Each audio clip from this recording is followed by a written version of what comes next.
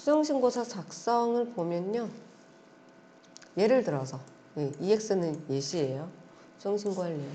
조건이 내가 12월 15일 날, 오늘은 12월 5일이잖아요. 12월 5일 날 법인 결산을 보는데 누락분이 생긴 거예요. 누락분이.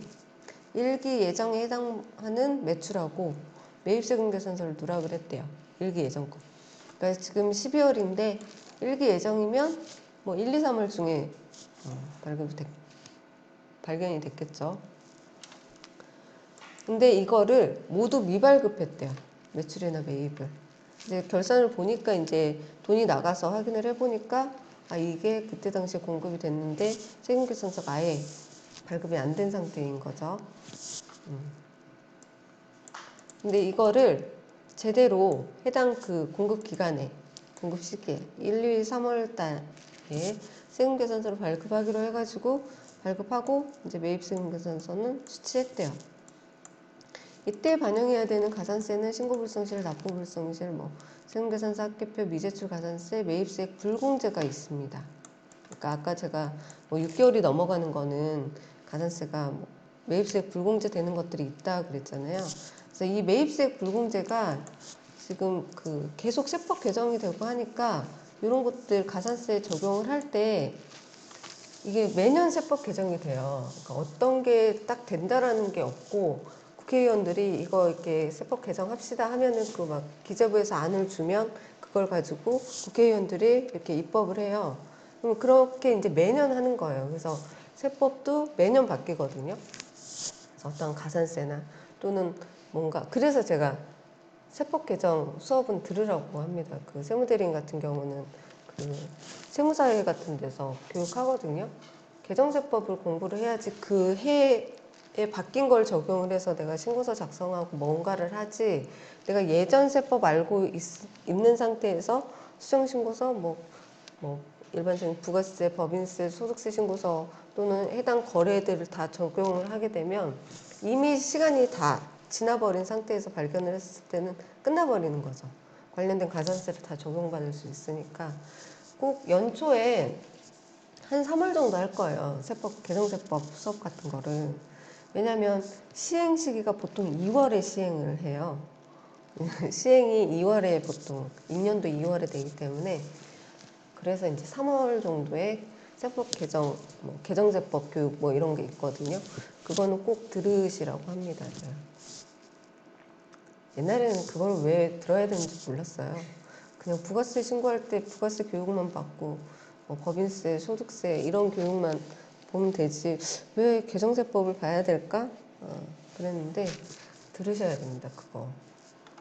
그래서 어쨌든 이게 이제 제가 이거를 만든 게 2018년도거든요. 2018년도 19년도 이 정도 됐는데 이렇게 이러한 가산세가 이제 적용이 된다.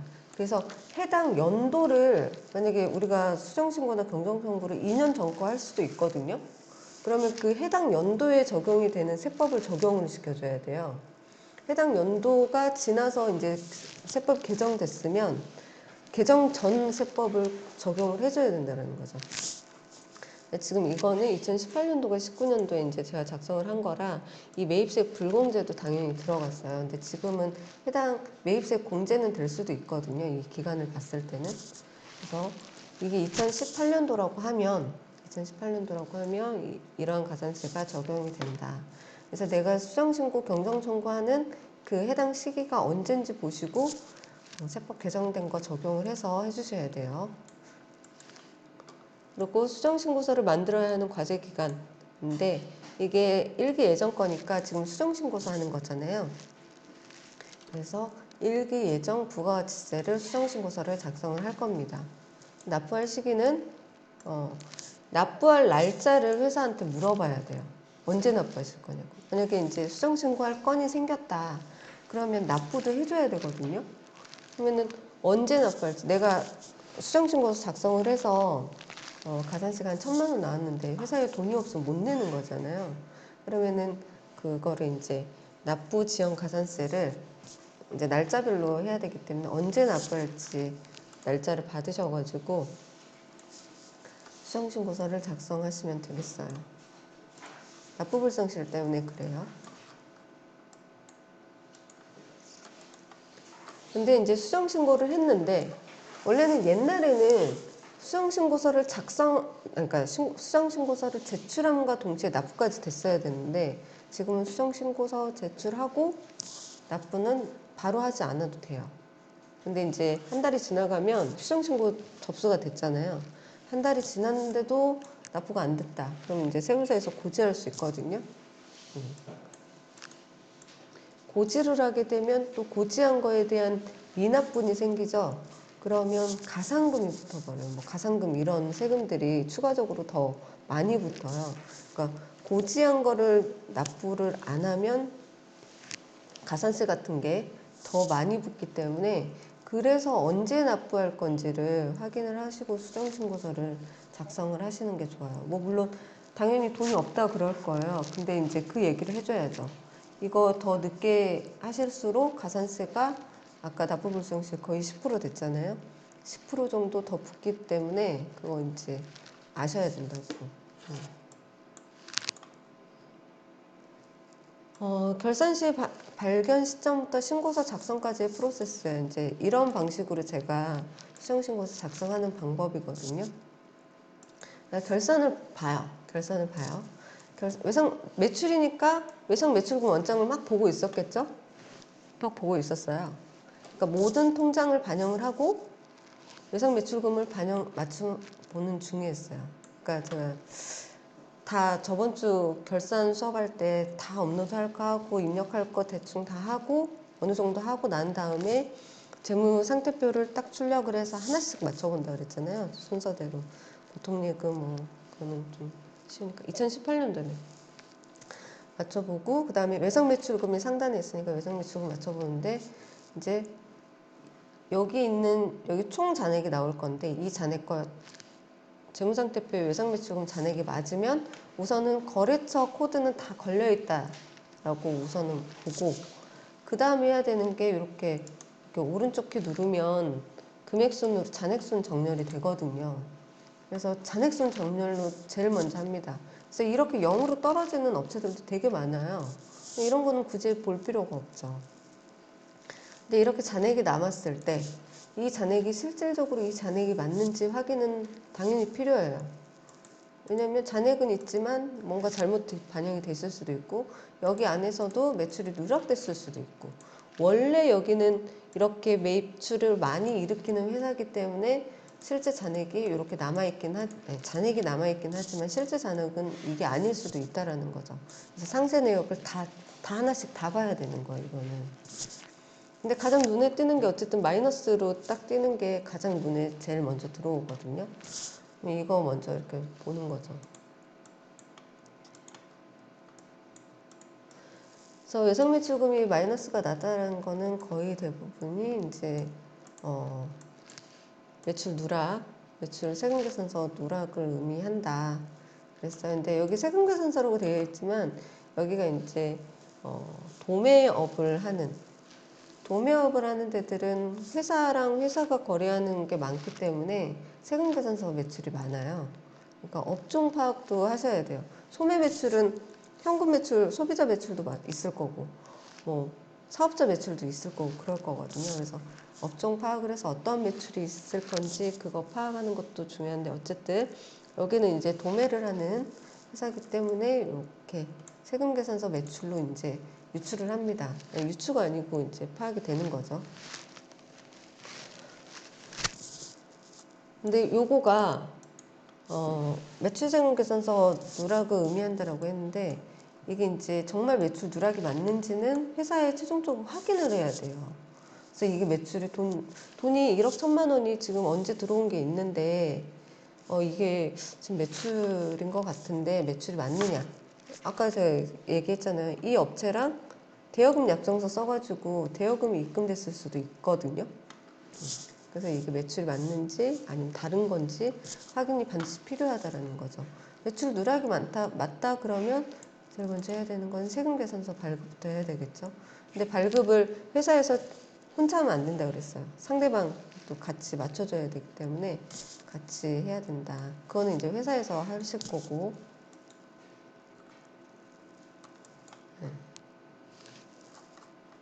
그래서 이거를 더블 클릭해서 봤더니 3월 15일 날 돈이 1억 1천만 원이 들어왔는데 돈이 매출 세금 계산서 발급된 게 없어요. 그죠? 이런 경우는 그냥 매출 누락으로 보일 수 있는데 확인을 해야 된다 그런 거고, 이게 매출 누락건으로 이제 된 거예요. 확인이 돼서. 그러면 이거 이제 세금계산서 발급을 아까 위에서 이제 예시로 한다 그랬잖아요. 해당 공급 시기에. 그래서 세금계산서를 2월 28일 날 발급을 했습니다. 발급을 했어요. 작성일자를 2월 28일로 하고 발행일자는 뭐 12월 15일이 됐겠죠. 뭐 12월 달. 근데 이거가 이제 전자세금계산서 형태로 발급을 할 거예요. 근데 이때 전자세금계산서이긴 하지만 이때 여기 전자입력하는 거에 여기 전자입력 체크가 되면 안 돼요. 되면 안 돼요. 전자를 체크하면 안 돼요. 수정신고나 경정청구 할 때는. 또는 11일 이후에 발급되는 세금계산서는 여기 전자입력 체크가 되면 안 돼요. 왜냐면 세금계산서 합계표에 12일 이후에 발급된 내역은 종이세금계산서처럼 이렇게 종이세금계산서랑 같이 이렇게 내역이 나와야 되거든요. 그거 가지고 또 가산세를 계산을 할 수도 있기 때문에 여기 체크가 되면 안 됩니다. 근데 이제 저는 이런 걸 써주는 거예요. 언제 발견됐는지, 뭐 날짜 같은 거. 그냥 괜히 써줘요. 왜냐면 이게 다른 매출이랑 섞여버리면 눈에 안 띄니까. 내가 뭘 수령신고했는지를 봐야 되니까 요렇게 좀 눈에 띄게 정부상에 저배로 표시를 해줍니다.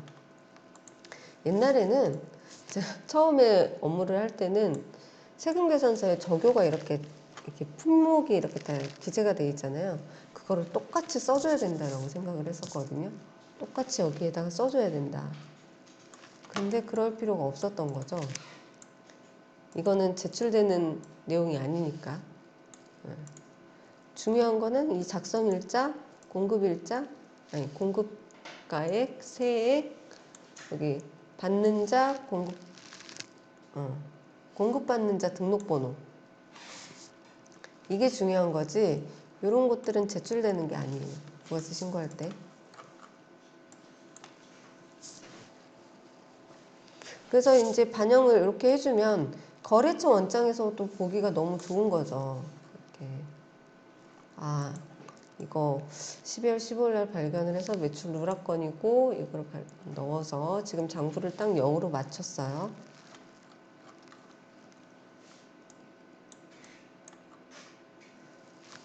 그래서 외상매출금은 0이 되었고 이제 아까 매입도 한 건 누락이 되어 있다 그랬잖아요. 그래서 외상매입금 거래처 원장을 보는 중이었는데 여기도 이렇게 외상매입금도 5,500이 마이너스가 이렇게 뜬 거죠. 이제 10페이지 하고 있어요. 10페이지. 외상매입금이 이렇게 뜬 거예요. 마이너스가. 그러면 딱 봐도 이런 거 보면은 이런 누락만 있으면 참 좋은데 누가 봐도 부가세 포함해서 누락된 금액이잖아요. 5,500 이러면. 우리 약간 그런 버릇 있어요. 어떤 금액을 봤을 때 나누기 1.1 해보는 거. 그러면 아 이건 세금계산서가 있는 거다. 없는 거다. 뭐 이런 거 해보거든요. 딱 숫자가 딱 떨어지면 아 이거는 세금계산서가 있는 거야. 뭐 이렇게 유추하기도 해요. 그래서 아까 1억 1천이라고 되어 있을 때 매출로 이제 매출 누락건이라고 이제 인지가 되는 거는 그냥 부가세 1천만 원이 포함된 걸로 보이기 때문에 그냥 대여금이면 1억을 받았겠지라는 생각도 많이 있고.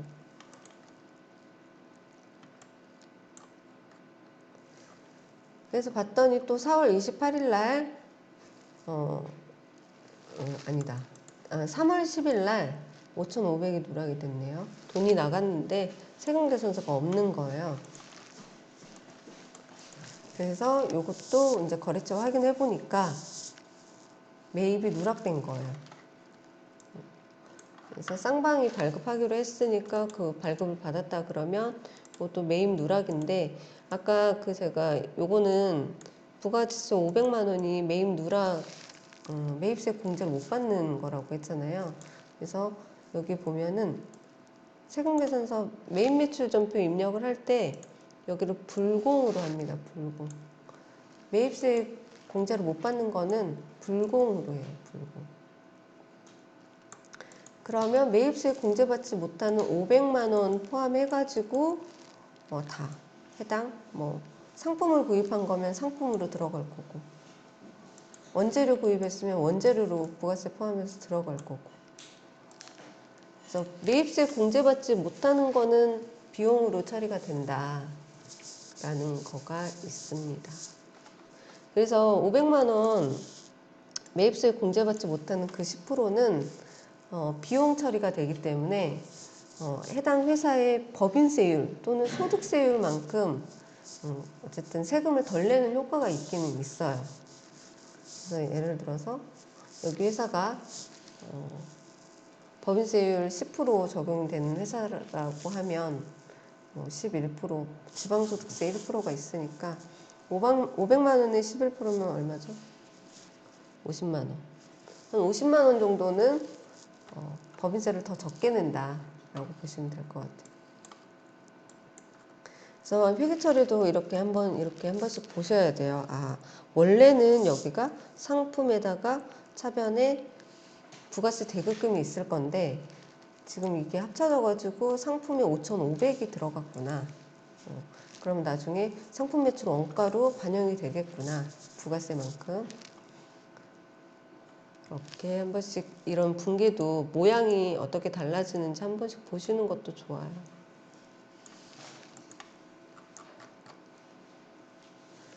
그래서 불공사유는 이제 불공으로 하게 되면 불공사유를 클릭하게 되어 있는데 여기에 이제 필요적 기재사항 누락으로 하면 됩니다. 그래서 외상매입금 원장도 맞춰준 거예요. 맞춰준 거. 근데 이거는 결산을 보다 보니까 장부에다가 이제 누락한 거를 반영을 해주니까 이제 장부가 깔끔해진 거죠.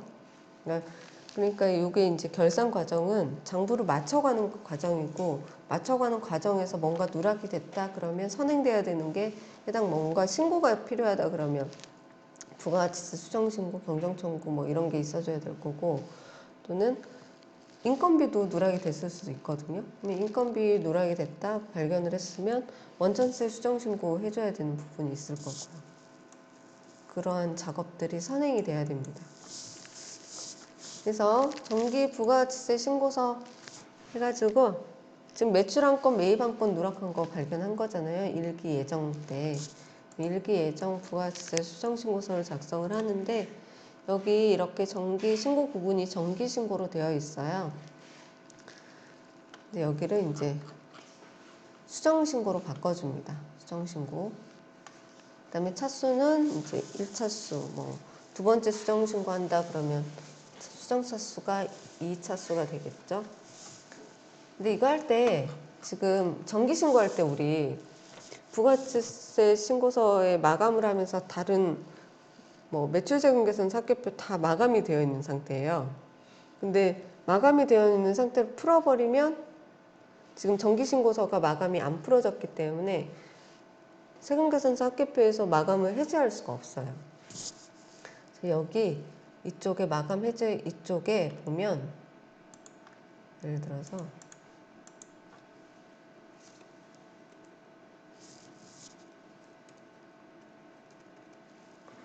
이렇게 있잖아요. 이렇게 있으면 마감 해제 이쪽에 보면 첨부서식 마감 해제 있거든요. 이걸 눌러줘야 돼요. 지금 비활성화 된 거는 지금 수정신고서가 작성이 돼 있기 때문에 마감 해제가 된 상태예요. 여기가 처음에 수정신고서 작성할 때 여기 선택할 수 있게끔 될 거거든요. 반드시 요거를 해줘야 세금계산서 합계표를 재마감할 수 있습니다.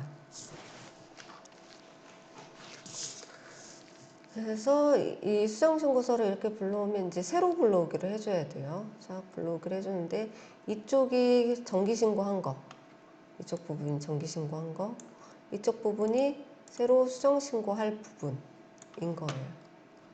그래서 그냥 이거를 클릭을 했을 때는 이쪽하고 이쪽의 금액이 똑같거든요. 그래서 세로 불러오기를 해줘야 됩니다. 세로 불러오기를 해주면 지금 우리 매입 매출점표 입력에다가 두 건 매출과 매입 한 건씩 입력을 해놨기 때문에 이렇게 불러오기가 되는데 수정신고기 때문에 가산세가 있다고 그랬잖아요. 가산세를 여기 이제 이쪽에서 적용을 해줘야 되는 거죠. 더블 클릭을 하게 되면 가산세가 적용이 되는데 우선 그거 하기 전에 매출세금 계산서 합계표, 매입세금 계산서 합계표 지금 마감을 재마감을 해줘야 되거든요. 그래서 이것도 1월에서 3월 조회해서 정기로 되어 있는 거를 수정으로 바꿔주면 여기 마감 여부가 X로 되어 있어요. 이거를 이게 이제 수정 신고할 내역이 이렇게 뜨거든요. 그러면 이게 맞는지 보고 마감을 해줍니다. 매입도 똑같은 방식으로 해서 마감을 이렇게 해줍니다.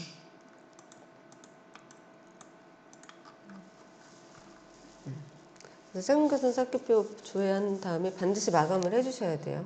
지금 전자신고를 할 거기 때문에. 서면신고 하셔도 되는데 전자신고가 편하잖아요. 이 정도 기한이면 지금 전자신고 해도 되니까 마감하시고 그 다음에 공제받지 못할 매입세금 명세서 작성을 해줘야 되겠죠. 아까 매입세금 계산서 중에 500만원 매입세 불공제 된다 그랬으니까 요거 재마감을 요것도 해줍니다. 그리고 공통매입세 계산을 한 게 있었다. 기존에 한 게 있었다. 그러면 요것도 안분계산도 다시 해야 되겠죠. 근데 이렇게 되면 확정신고도 다시 해주셔야 돼요. 확정신고도 다시 해야 돼요. 왜냐면 공통매입세 계산은 확정신고 때 정산을 하기 때문에 매출액이 달라지면 확정 때 매출액도 달라지게 되잖아요.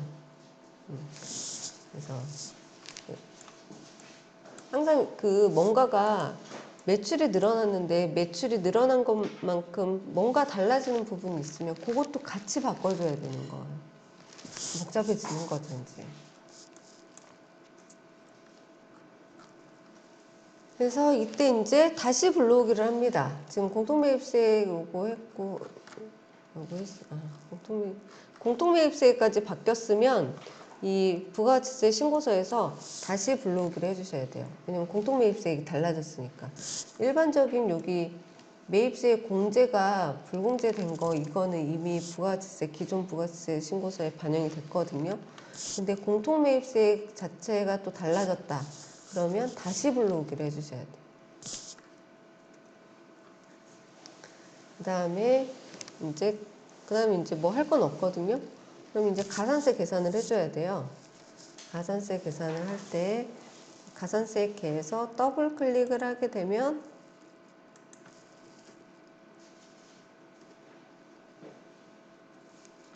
여기를 이제 이렇게 더블 클릭을 하게 되면 이렇게 나옵니다. 여기에다가 세금계산서 미발급 1억, 납부불성실 998만원, 과소초과환급 신고 998만원. 이렇게 하는 이유는 아까 여기 1000만원인데 매출 누락한 게 1000만원이었잖아요. 매입세액은 공제 안 받으니까 놔두고. 그럼 1000만원에서 왜 이거는 납부불성실이 998만원이 될까 하면 아까 공통매입세액이 늘어났잖아요. 아까 매출액이 늘어남과 동시에 공통매입세액 계산도 늘어났단 말이에요. 그래서 공제받을 세액이 더 늘어났기 때문에 이게 이제 더 줄어든 거죠. 1000만원보다 한 2만원 정도 줄어든 거예요. 그래서 그런 것까지 다 계산을 해가지고 이 가산세 계산을 해줘야 돼요. 그러니까 어쨌든 실질적으로 확인해야 되는 게 여기 기존 납부할 세액에서 신고서 작성한 추가 납부할 세액이 차액을 해주면 되거든요. 근데 여기는 환급이었기 때문에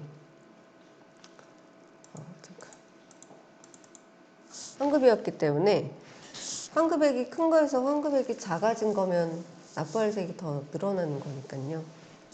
이렇게 해서 가산세를 적용을 해줍니다. 네. 그리고 이제 신고불성실은 감면도 잘 적용을 하시고 감면 잘 적용을 하셔야 돼요. 감면 아까 위에서 우리 가산세 감면율 본 거 그거는 2020년도에 바뀐 거거든요. 그러니까 감면도 해당 귀속 연도에 맞는 감면율을 적용을 해주셔야 돼요. 꼭 반드시 그렇게 하셔야 됩니다. 그래서 이거는 2018년도이기 때문에 감면율이 더 적어요. 지금 2020년도에 나온 감면율은 되게 더 혜택이라고 하기에는 그렇고 어쨌든 더 사업자한테 유리하게끔 바뀐 거거든요. 가산세까지 해서 반영을 해서 이 상태에서 마감을 하면 안 되고요. 이거는 이제 수정신고서잖아요. 수정신고서. 그러면 수정신고서 표지를 같이 제출을 해줘야 돼요. 그래서 수정신고서 표지에 해당하는 거는 이 두 가지인데 위에 거가 수정신고서 표지고요. 밑에 거가 경정청구서 표지예요. 그래서 우리가 지금 경정청구서를 작성을 했다 그러면 밑에 거 경정청구서를 선택을 할 건데 우린 납부가 나올 거잖아요. 그러니까 여기 과표 수정 및 추가 납부 계산서 요거를 해주셔야 됩니다. 그러면 수정신고 사유를 꼭 적어주셔야 되고 그 다음에 이건 이제 불러오기가 다 돼요. 수정신고서 부가세 신고서만 잘 작성을 해놨으면 그거 이제 저장은 해놔야죠. 저장을 해놔야지 불러오기가 되는 거니까 저장하고 불러오기 하면 이제 납부할 세액이 1,340만 원인 거죠. 그러니까 지금 매출 1억 누락을 해가지고 지금 납부할 세액이 1,340만 원인데 가산세가 350만 원 붙은 거예요. 근데 매입세가 아까 500만 원 공제 못 받았잖아요. 그러니까 제대로 그 매출세금 계산서, 매입세금 계산서 제대로 못 받고 발급 못해서 발생하는 추가적으로 납부해야 되는 게 어쨌든 한 850 정도 되는 거죠.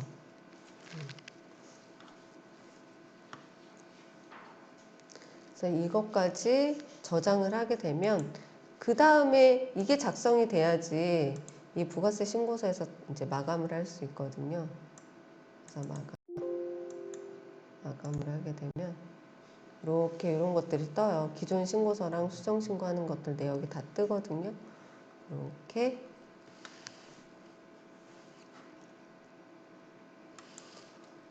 그래서 인쇄를 봐서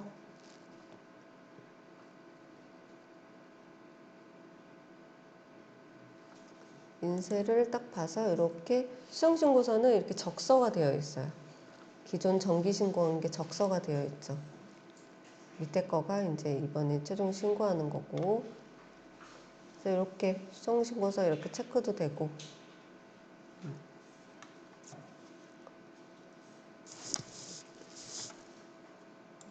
요거는 이렇게 생겼어요. 그래서 이제 서면으로 제출한다 그러면 이게 맨 앞 페이지에 와야 되거든요. 요 서식이 뭐 전자신고할 때는 뭐 순서 같은 거 우리 신경 안 쓸 건데 출력은 해놓을 거란 말이에요. 어쨌든 출력해놓을 때 이게 제일 첫 페이지에 있어야 됩니다.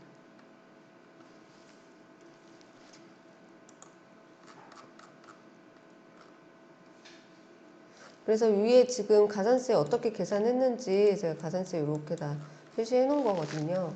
그래서 이 가산세 계산할 때는 제일 먼저 어떠한 가산세가 붙을 건지를 먼저 결정을 한 다음에 가산세에 대한 율이 있으니까 그걸 적용을 해줘야 되고 감면 받을 수 있는 거는 감면도 적용을 해줘야 되고 그래서 그 제가 결제로 볼 때는 수정신고서 결제 볼 때 내가 작성한 게 아니기 때문에 이 뒤에 있는 가산세 개만 나와서는 제가 어떻게 계산이 되는지 몰라요. 그래서 가산세 어떻게 계산이 됐는지 다 앞쪽에다가 이렇게 표시를 하라고 했었거든요.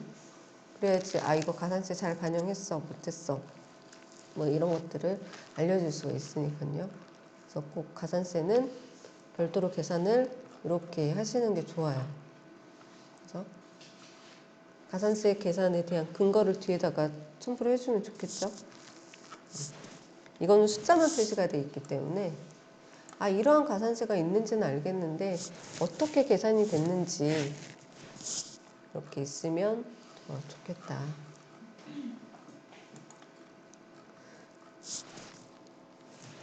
그래서 지금 제가 아까 프로그램으로 다 보여줬거든요. 이제 프로그램 보여준 거를 이제 이렇게 최종적으로 부가가치세 신고서에서 마감을 합니다. 그래서 요게 추가적으로 정기신고 때는 이게 제출이 안 되는데 수정신고기 때문에 이게 제출이 된다라는 내용이에요. 그래서 과세표준도 이게 다시 불러오게 하게 되면 과세표준이 있거든요. 여기 신고 연월일을 정확히 해주셔야 돼요. 신고 연월일. 지금 내가 언제 신고할지 그 날짜를 지정을 해줘야지 그거에 대해서 가산세 계산이 또 될 거고, 그리고 이거 신고서에 이제 신고 날짜가 써지는 부분이거든요. 이 날짜가.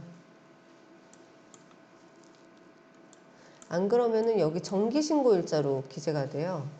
그러니까 일기 예정이기 때문에 2018년 뭐 4월 25일 이렇게 써질 거거든요. 근데 그게 아니잖아요. 수정신고니까 수정신고 날짜로 바꿔주셔야 돼요. 그리고 부가세 납부서는 수정신고를 전자신고할 때 납부서가 안 나오더라고요. 그래서 그때는 이렇게 납부서 프로그램에 납부서 있거든요. 여기를 수정신고로 선택해주고 납부금에 이렇게 납부세액이 다 나옵니다.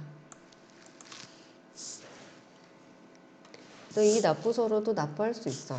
옛날에 지금은 홈택스에서 전자신고하면 납부서가 이렇게 바로바로 뜨거든요. 근데 옛날에는 다 이 납부서를 통해서 납부서를 줬었어요.